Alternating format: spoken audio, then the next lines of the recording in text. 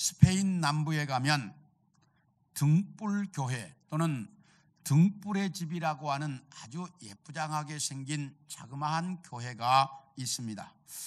저도 아직 가보지는 못했는데 꼭 한번 가보고 싶은 교회인데, 이 교회당은 지금으로부터 한 400여 년 전에 이 마을에 살았던 한 귀족 중에 공작이라고 하면 그 제일 임금 왕족 다음으로 높은 직인데, 이 공작이 이 마을에 살면서 이 공작이 지은 교회입니다.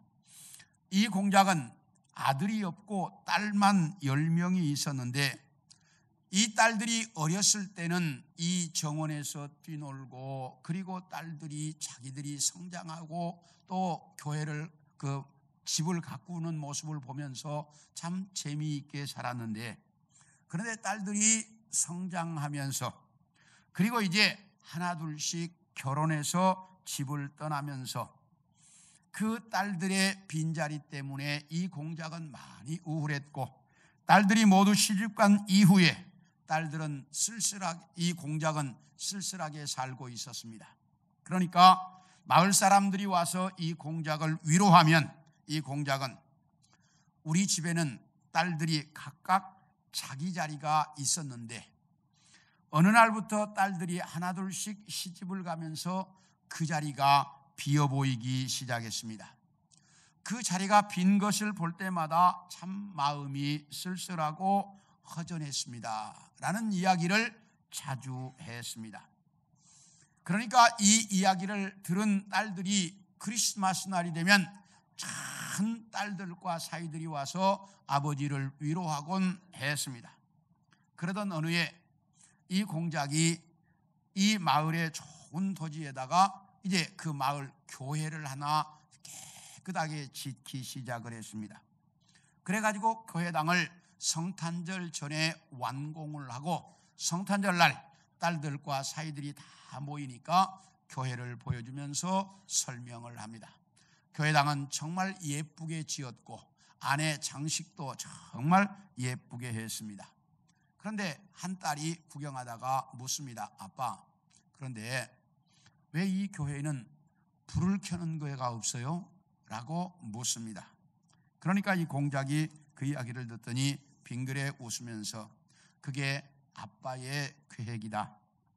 이 교회는 어디에도 등불 켜는 곳이 없다. 그러니까 딸들이, 아니 그러면 이 교회는 낮에만 예배 드릴 계획인가요?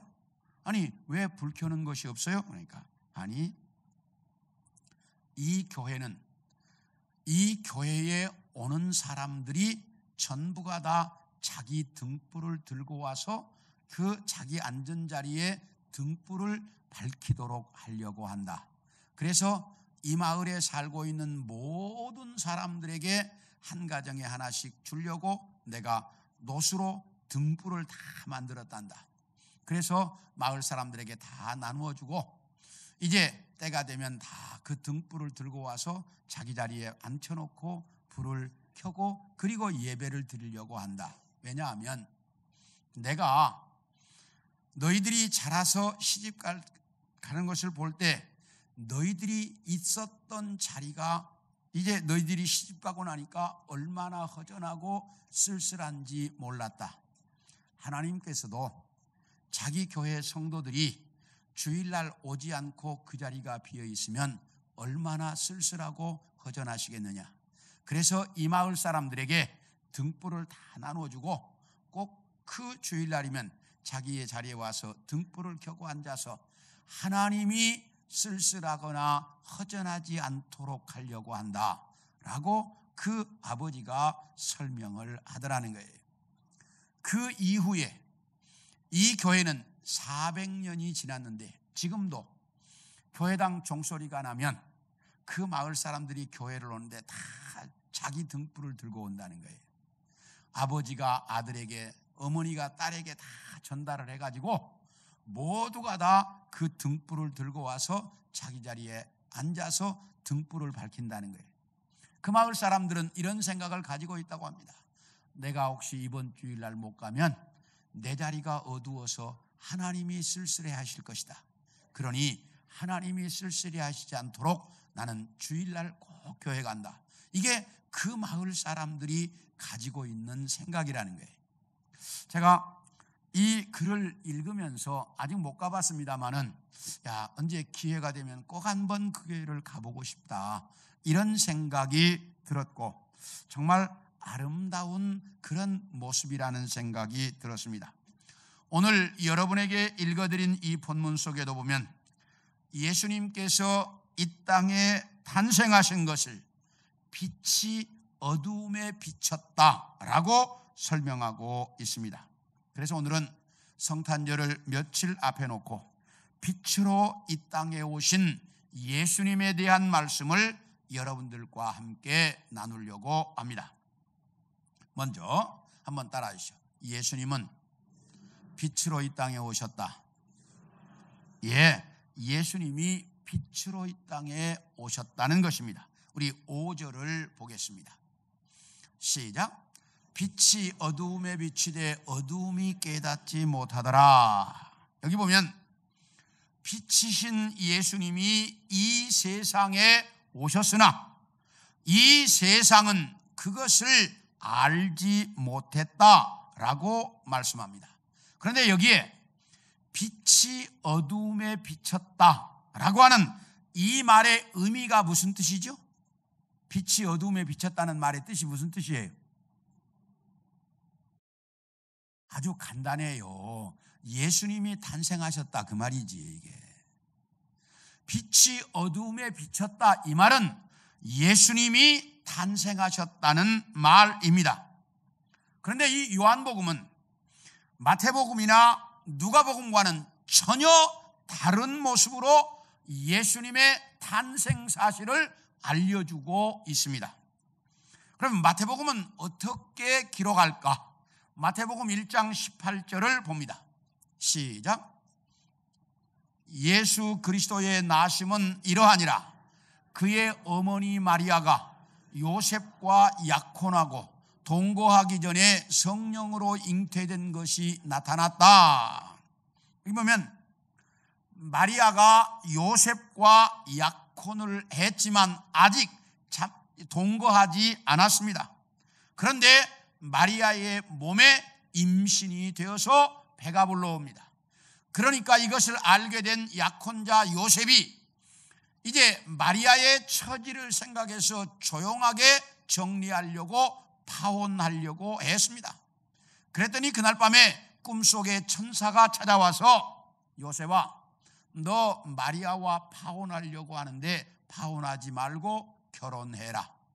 그 마리아가 임신한 것은 다른 남자에 의해서 임신된 것이 아니고 성령으로 말미암아 임신된 것이다. 그러니 염려하지 말고 결혼해라. 그래서 요셉이 마리아와 결혼을 했고, 결혼하고 나서 그 천사가 알려준 대로 아이가 태어나면 예수라고 이름을 지어라. 그래서 그 천사가 알려준 대로 예수라고 이름을 지었다라고 설명하고 있습니다. 이렇게 마태복음은 이제 마리아와 요셉이 약혼하고 결혼해서 아이를 낳았다, 이런 이야기를 하고 있습니다. 그러면 누가복음은 어떻게 기록할까? 누가복음 2장 7절을 봅니다. 시작. 첫 아들을 낳아 강보로 싸서 구유에 뉘었으니 이는 여관에 있을 곳이 없음이러라. 여기 보면 로마 황제 아우구스투스가 자기 로마가 지배하는 모든 나라에 호정령을 내렸습니다. 그래서 요셉과 마리아도 자기들의 고향인 베들레헴으로 호적을 하러 갔습니다. 그런데 호적하러 간 그때에 이 마리아가 출산을 했습니다. 그런데 아이를 낳았지만 누일 곳이 없어서 말구유에 누이게 되었다. 그런데 그날 밤에 하늘에서 천사들이 내려와 목자들에게 이 메시아가 탄생했다는 것을 알려주어서 목자들이 예수님을 찾아와 경배했다라고 말씀합니다. 이렇게 마태복음이나 누가복음은 예수님께서 언제 어디서 어떻게 탄생하셨다라고 하는 것을 사실적으로 쭉 기록해 놓아서 우리가 읽으면 금방 그런 말이다 이렇게 이해할 수가 있습니다. 그런데 요한복음은 전혀 다른 방법으로 예수님의 탄생 소식을 알려주고 있는데 빛이 어두움에 비쳤다 이렇게 이야기하고 있습니다. 다시 이야기하면 빛이 어두움에 비쳤다는 이 말이 빛이신 예수님이 어두움인 이 세상에 오셨다, 예수님이 탄생하셨다라고 하는 의미입니다. 그렇다면 요한복음은 왜 이렇게 마태복음이나 누가복음과는 전혀 다른 방법으로 예수님의 탄생 소식을 전하고 있을까? 무엇 때문에 이렇게 전혀 다른 방법으로 예수님의 탄생 소식을 전하고 있을까? 그것은 예수님이 이 땅에 왜 오셨는지, 예수님이 오신 목적을 우리에게 알려주기 위해서 요한복음은 이렇게 기록하고 있다는 사실입니다.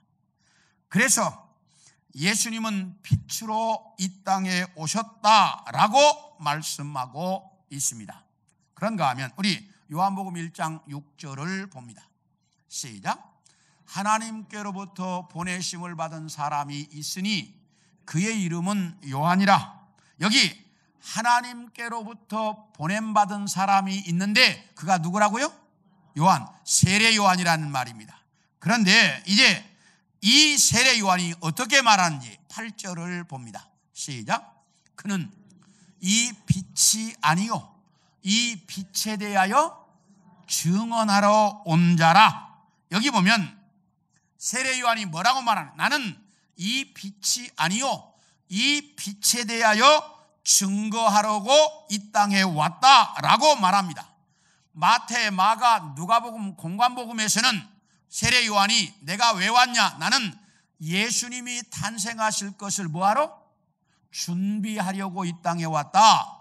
예수님이 오실 길을 예비하려고 왔다라고 말씀하고 있는데 요한복음은 세례 요한이 나는 이 빛을 증거하려고 왔다라고 전혀 다른 표현을 쓰고 있습니다. 그렇다면 요한복음은 왜 이렇게 예수님이 빛으로 이 땅에 오셨다는 것을 강조하고 있을까? 그 이유가 뭘까? 우리 5절을 봅니다. 시작. 빛이 어디에 비치되? 어두움에 비치되 어두움이 깨닫지 못했다. 빛이 어두움에 비쳤는데 그 어두움이 빛을 알아보지 못했다. 이렇게 이야기하고 있습니다. 그렇다면 빛이신 예수님이 어디에 오셨죠? 이 세상에. 그런데 이 세상을 뭐라고 표현해요? 어두움이라고 표현하고 있다는 사실입니다. 그렇다면 왜 이 세상을 어두움이라고 말할까? 이 세상을 왜 어두움이라고 성경은 이야기할까? 로마서 1장 28절을 보겠습니다. 시작.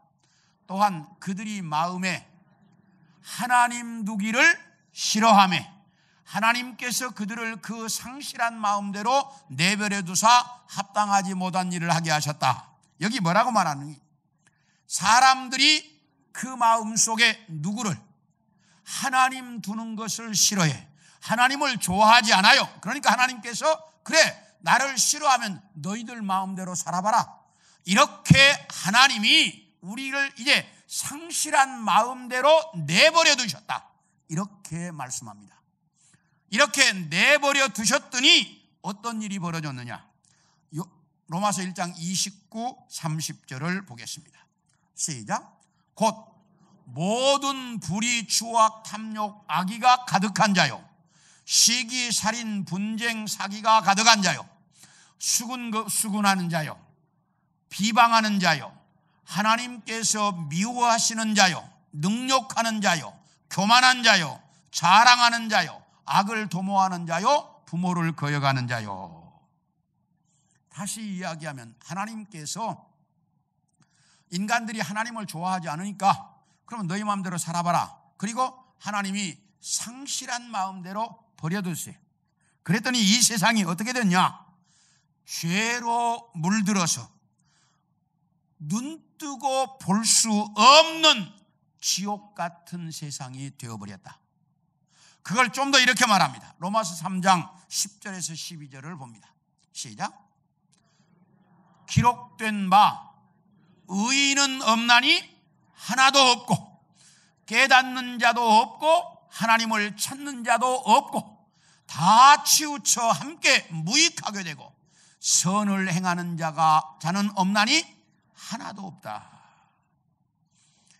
하나님께서 인간들이 하나님 두기를 좋아하잖아. 싫어해요. 그러니까 너희들 마음대로 살아봐라. 그렇게 해놨더니 이 세상은 눈뜨고 볼 수 없을 만큼 죄로 가득해서 하나님을 찾는 자도 없고 말씀을 깨닫는 자도 없고 의인도 없고 선을 행하는 자가 하나도 없는 세상, 그야말로 깜깜하고 어두운 죄악된 세상이 되어버렸다. 이렇게 말씀하고 있습니다. 구약시대에는 하나님의 율법을 통해 제사를 드려서 죄 용서함을 받고 선지자들이 전하는 말씀을 통해 하나님께로 갈 수 있는 길이 있었습니다. 그런데 400년 동안 이 땅에 선지자가 나타나지 않았고 제사장들이라는 사람이 있긴 한데 그들이 하나님의 말씀과는 전혀 동떨어진 변질된 제사장들이 되어 이 세상에서는 하나님께로 갈 수 있는 길이 전무했습니다. 그래서 이 세상은 하나님께로 갈 수 있는 길이 전혀 보이지 않는 영적으로 깜깜한 세상이 되어 있었습니다. 그래서 하나님께서 이 세상을 어두움이다 이렇게 표현하고 있습니다. 그래서 이 세상은 영적으로 너무나 어두워서 아무것도 보이지 않기 때문에 우리가 어디로 가야 할지, 무엇을 해야 할지, 어떻게 살아야 할지 아무것도 없는 영적으로 깜깜한 세상이 되어버렸다. 그래서 성경은 이 세상을 어두움이다 이렇게 표현하고 있습니다. 그런데 이 어두운 세상을 하나님이 그대로 두지 아니하시고 이 어두운 세상에 불을 밝히기 위해서 예수님을 빛으로 이 땅에 보내셨다. 그래서 이 어두운 세상에 빛으로 예수님이 오셨다라고 말씀하고 있습니다. 그렇다면 예수님이 어떤 빛일까? 우리 사도행전 22장 11절을 봅니다. 시작. 나는 그 빛의 광채로 말미암아 볼 수 없게 되었으므로 나와 함께 있는 사람들의 손에 끌려 다메섹에 들어가노라. 여기 무슨 말이냐면 사도 바울이 예수 믿는 사람들을 잡아다가 옥에 가두려고 다메섹으로 가고 있었는데 갑자기 하늘에서 빛이 비춰오기 시작했습니다. 밝은 12시 대낮인데 얼마나 밝은 빛이 비춰오는지 그 빛 때문에 바울의 눈이 멀었습니다. 이렇게 밝은 빛이 비춰와서 그 빛을 눈을 뜰 수가 없어 땅에 엎드렸습니다. 그랬더니 음성이 들려오기를 바울아 바울아 네가 나를 왜 핍박하느냐 라는 음성이 들려왔습니다. 그래서 바울이 묻기를 당신은 도대체 누구입니까? 나는 네가 핍박하는 예수다 라고 말씀이 들려왔습니다. 이렇게 해서 바울은 예수님을 만나고 회개해서 예수님의 위대한 사도가 되었습니다. 그런데 이때 바울에게 나타나신 예수님이 어떤 모습으로 나타나셨다고요? 너무나 밝아서 바울의 눈이 멀 정도로 밝은 빛으로 나타나셨다. 이걸 어떻게 표현하느냐? 우리 사도행전 26장 13절을 봅니다. 시작. 왕이여 정오가 되어 길에서 보니 하늘로부터 해보다 더 밝은 빛이 나와 내 동행들을 둘러 비추는지라. 여기 뭐라고 말합니까? 해보다도 더 밝은 빛. 예수님이 바울에게 나타났는데 바울이 뭐라고 말하냐? 해보다 더 밝은 빛. 그게 예수님이었다라고 말씀합니다. 그래, 이렇게 성경은 예수님이 어떤 분이냐? 해보다 더 밝은 빛이다. 그 해보다 더 밝은 빛이신 예수님이 이 땅에 탄생하신 날이 언제라고요? 성탄절입니다. 그렇게 밝은 빛, 태양보다 더 밝은 빛으로 오신 분, 그분이 예수님이었어요. 그래서 요한계시록에 보면 새하늘과 새 땅이 되면 태양이 없어지고 달도 없어져요. 태양이 없는데 어떻게 살까? 하나님의 빛이 태양보다 더 밝은 빛이 비치는데 이 세상에 밤이 없어요. 낮밖에 없다라고 말을 해요. 그게 주님 재림하신 새하늘과 새 땅의 모습이에요. 이렇게 밝은, 태양보다 밝은 예수 그리스도, 그 빛이 이 세상에 비쳤다. 그게 성탄절이다. 그래서 오늘 성경에 요한복음은 예수님이 이 세상에 빛으로 오셨다라고 말씀하고 있습니다. 그런데 문제는 어두운 이 세상이 그 빛을 알아보지 못했다는 거예요. 뭐라고요? 빛을 알아보지 못했다는 거야. 우리 9절과 10절을 봅니다. 시작. 참빛 곧 세상에 와서 각 사람에게 비추는 빛이 있었나니 그가 세상에 계셨으며 세상은 그로 말미암아 지은 바 되었으되 세상이 그를 알지 못하였고. 여기 보면 태양보다 밝은 빛이신 예수님이 이 땅에 와서 빛을 비추고 있는데, 그런데 세상 사람들이 그 빛을 뭐 했다? 알아보지 못했다. 이걸 좀 이해하기 쉽게 설명을 하면, 여러분들이 이제 밖에 나갔다 밤중에 집에 들어왔습니다. 집에 들어오면 제일부터 뭐부터 합니까? 전기 스위치를 넣어서 불을 켜죠. 그러면 어떻습니까? 다 환하게 보이죠. 그런데 어두운 이 세상에 예수님이 오셔서 빛을 비추고 있습니다. 그런데 세상 사람들이 그 빛을 뭐 하는 거예요? 알아보지 못하는 거예요. 빛을 모르는 거야. 빛을 보지 못하는 거야. 왜 그럴까? 자, 깜깜한 밤중에 집에 들어가서 전기 스위치로 빛 딱 넣어서 이 전기를 켰는데, 빛이 켜졌는데 그 빛이 켜졌는지 안 켜졌는지를 몰라. 왜 그래요? 예? 내가 눈이 어두워서 빛을 뭐하니까? 못 보니까. 다시 말하면 소경은 모른다 그 말이에요. 왜? 소경이기 때문에 그 빛을 알아보지 못했다는 거예요. 빛이신 예수님이 이 땅에 와서 그 태양보다 밝은 빛을 바라고 있는데 이 세상 사람들이 그 빛을 보지 못해요. 알아보지 못해요. 왜? 이 세상 사람들이 영적인 소경이기 때문에 그렇다고 말이에요. 뭐이기 때문에요? 영적인 소경이기 때문에. 그렇다면 이 세상 사람들이 얼마나 영적인 소경일까? 자, 우리 마태복음 2장 16절을 봅니다. 시작. 이에 헤롯이 박사들에게 속은 줄 알고 심히 노하여 사람을 보내어 베들레헴과 그 모든 지경 안에 있는 사내 아이를 박사들에게 자세히 알아본 그때를 기준하여 2살부터 그 아래로 다 죽였다. 여기 무슨 말이냐면 예수님이 태어났다는 이야기를 헤롯 임금이 들었습니다. 유대인의 왕이 태어났다는 이야기를 들은 헤롯 임금이 그 예수님이 태어났다는 지역 고 베들레헴을 중심으로 2살 이하의 아이들은 싹 죽여버렸습니다. 왜 죽였어요?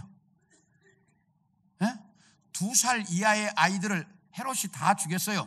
그래서 그냥 그야말로 통곡의 소리가 베들레헴을 떠나가게 했어. 왜 죽였어요? 예수님 죽이려고 죽였지. 다른 거 있어요? 그러니까 태어나신 아기 예수를 뭐 하려고? 죽이려고.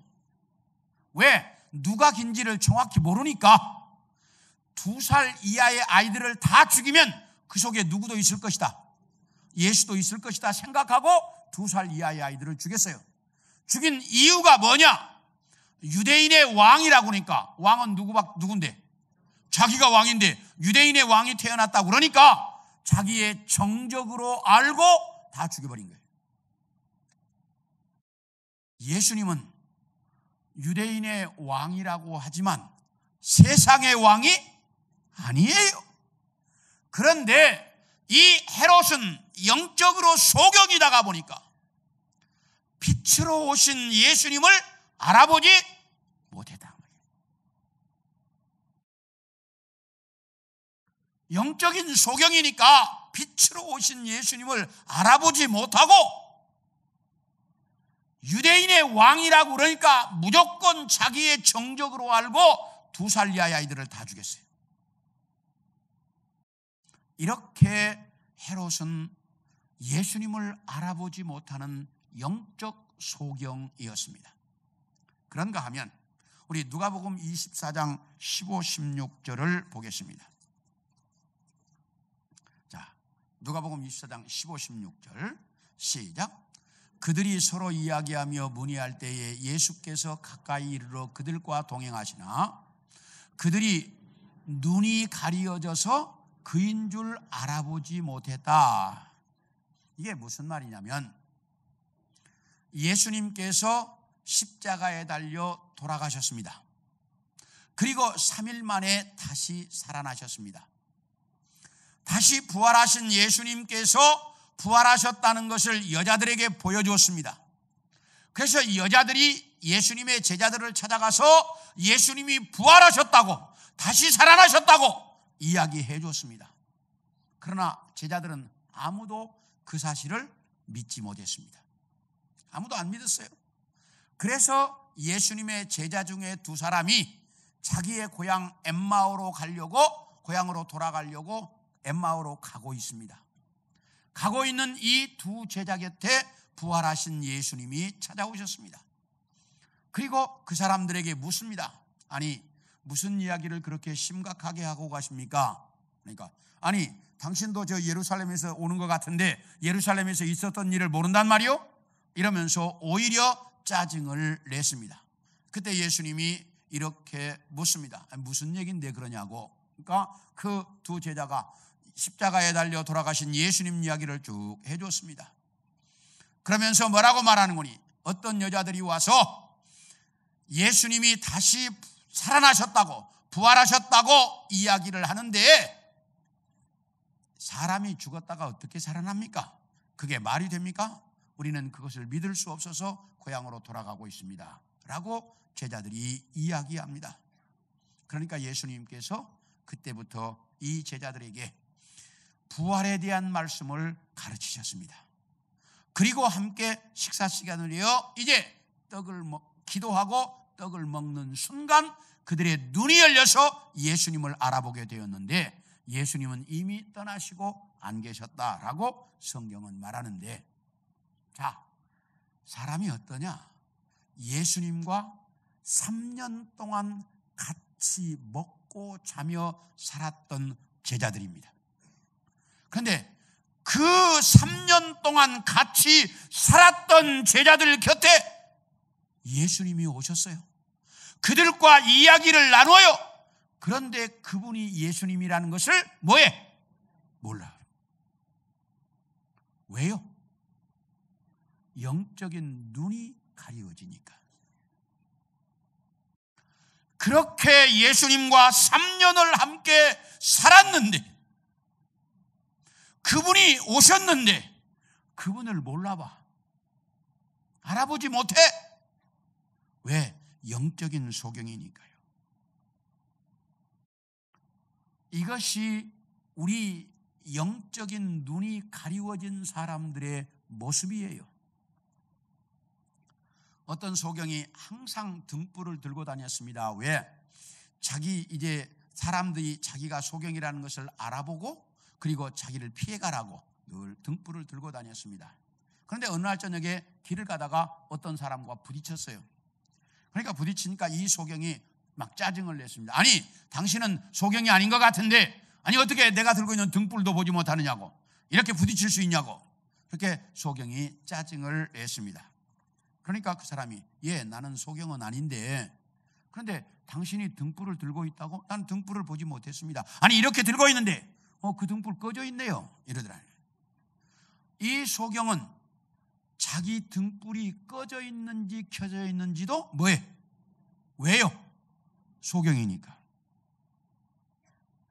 지금 우리가 영적인 소경이다가 보니까 내가 지금 앞에 빛이 있어도 빛을 모르고, 내 자신이 지금 얼마나 소경이냐, 내가 영적인 눈이 켜져 있는지 꺼져 있는지도 모른다, 그 말이에요. 이 세상 사람들은 자기들이 대단한 것처럼 이야기합니다. 인간이 뭐든지 다 할 수 있는 것처럼 떠듭니다. 그러나 영적인 것은 아무것도 볼 수도 없고 알 수도 없는 존재예요. 내 눈앞에 태양보다 밝은 빛이 있는데도 그 빛을 알아볼 수 없는 것, 그게 우리 인간의 모습이라는 거예요. 요즘 AI가 대세입니다. 제가 몇 번 말씀을 드렸는데 21세기의 대세는 AI일 것이다라고 처음부터 말씀을 드렸고, AI가 대세인데 요즘 동굴을 탐사하고 적진을 탐색하는 모든 일은 사람이 안 합니다. 이제 다 위험한 곳은 사람이 안 가요. 누가 가요? 그 AI를 장착한 로봇이나 아니면 어떤 물체가 가서 다 탐사하고, 그리고 위험이 없다면 사람이 갑니다. 그리고 요즘은 가전제품에도 전부가 다 AI가 들어갑니다. 그런가 하면 공장에서 돌아가는 기계도 전부가 다 AI가 들어가 있습니다. 이제 가면 갈수록 AI는 기가 막히게 발전을 할 것이고, 그리고 어쩌면 인간보다 더 우수한 그런 이제 AI를 장착한 로봇이 나올 것이라고 다들 미래학자들은 보고 있습니다. 그런데 잘 들으셔요. AI가 아무리 발전해서 인간보다 우수한 AI가 나온다 할지라도 AI가 영적인 것을 알 수는 있다 없다? 없다. 왜요? 영적인 것을 알 수 있는 것은 하나님이 인간에게만 주신 특별한 은혜이기 때문이에요. 은사이기 때문이에요. AI가 아무리 발전해도 영적인 것은 몰라요. 아무리 인간이 AI를 잘 개발해도 거기에 영적인 것을 알아볼 수 있는 능력을 줄 수 있는 능력이 없어요. 왜? 영적인 것을 알아볼 수 있는 능력은 하나님이 인간에게만 준 것이기 때문에 그래. 그러므로 내가 영적 소경이 된다면 나는 AI를 가진 로봇이나 짐승과 다를 게 없다는 거예요. 내가 영적인 것을 알아볼 수 있는 이 영적인 눈이 아니어서 영적 소경이 된다면 AI나 내가 뭐가 다르냐 이 말이에요. 사랑하는 성도 여러분, 예수님은 태양보다 밝은 빛으로 오셨지만 예수님 당시의 사람들이 그 빛을 알아보지 못했습니다. 지금도 주님은 이 땅에 그렇게 밝은 빛으로 계십니다. 그런데 그 빛을 알아보지 못한다면 우리도 역시 영적인 소경에 불과합니다. 이제 원하기는 이 영적인 눈을 떠서 그 빛이신 예수님을 모시고 그 예수님과 함께 살아갈 줄 아는 우리 성도들이 되기를 축원합니다. 마지막으로, 그러면 예수님은 왜 빛으로 이 세상에 오셨을까? 왜 빛으로 이 세상에 오셨을까? 12절을 봅니다. 시작. 영접하는 자, 곧 그 이름을 믿는 자들에게는 하나님의 자녀가 되는 권세를 주셨다. 여기 보면 이 세상은 영적으로 어두워 있어서 하나님께로 갈 수 있는 길을 찾을 수가 없었습니다. 그래서 하나님께로 갈 수 있는 길을 찾을 수 있도록 밝혀주려고 예수님이 이 땅에 빛으로 오셨다, 이렇게 말씀하고 있습니다. 그래서 오늘 본문에 예수를 믿는 자들은 하나님의 자녀가 되는 권세를 주셨다라고 말씀합니다. 이 말씀은 예수님의 빛을 보고 예수님을 따라만 가면 누구에게로 갈 수 있어? 하나님께로 갈 수 있는 길이 있다는 것입니다. 그런데 사람들은 그 빛을 볼 수 없기 때문에 그 빛을 따라가지 않는다는 거예요. 그런데 예수님이 이 세상에 빛으로 오신 이유는 어둠 속에 갇혀서 하나님께로 갈 수 있는 길을 찾지 못하고 방황하고 있는 인간들에게 하나님께로 갈 수 있는 길을 보게 하시려고, 찾게 하시려고 이 땅에 빛으로 오셨다는 거예요.